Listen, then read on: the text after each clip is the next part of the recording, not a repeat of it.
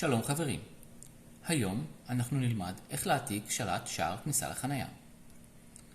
לצורך כך אנו זקוקים לשלט המקורי ולשלט החדש, אותו רכשנו. חשוב לציין שהשלטים צריכים להיות בתדר 433 הרץ.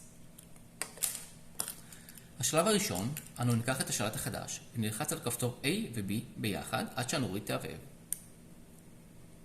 לאחר מכן, תוך כדי שאנחנו לוחצים על כפתור A, נעזוב את כפתור B ונלחץ עליו שוב 3 פעמים.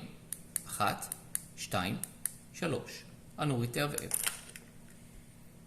השלב השני, אנו ניקח את השלט המקורי ונלחץ על כפתור הפתיחה. במקביל, ניקח את השלט החדש ונלחץ על אחד הכפתורים שאנחנו רוצים שישמש אותנו לפתיחה. נלחץ על שניהם ביחד ונראה שהנורית מעבבות ביחד. זהו השלב בו ההעתקה הסתיימה בהצלחה. ניתן לעשות זאת על כפתור נוסף. במידה והשלט שלנו יש לו 2 כפתורים, אחד פתיחה ואחד סגירה, אנחנו נבצע את אותה פעולה גם על כפתור הסגירה. זה הכל. שיהיה בהצלחה לכולם.